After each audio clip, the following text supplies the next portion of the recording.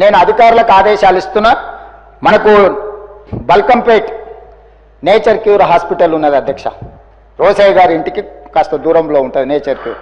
దానికి రోసయ్య గారి పేరు పెట్టడమే కాకుండా పెద్దలు రోసయ్య గారి విగ్రహాన్ని అక్కడ పెద్ద ఎత్తున పెట్టుకొని వారి వర్ధంతులు జయంతులు నిర్వహించడానికి అధికారికంగా రాష్ట్ర ప్రభుత్వం అన్ని అధికారిక వర్ధంతి జయంతి కార్యక్రమాలను ప్రభుత్వం చేపడుతుంది. వారు ఉమ్మడి రాష్ట్రానికి 16 సార్లు బడ్జెట్ ప్రవేశపెట్టిన సుదీర్ఘమైన అనుభవజ్ఞులు. ముఖ్యమంత్రిగా గవర్నర్గా ఎనలేని సేవలు అందించారు. వారు ఒక సందర్భంలో మాట్లాడుతూ, నేను పూర్తిగా హైదరాబాద్కు వచ్చిన చీరాలలో నాకేమీ లేదు, నేను మొత్తం హైదరాబాద్ వాసిని, నేను హైదరాబాద్లోనే ఉంటున్నాను పెద్దలు రోసయ్య గారు చెప్పారు.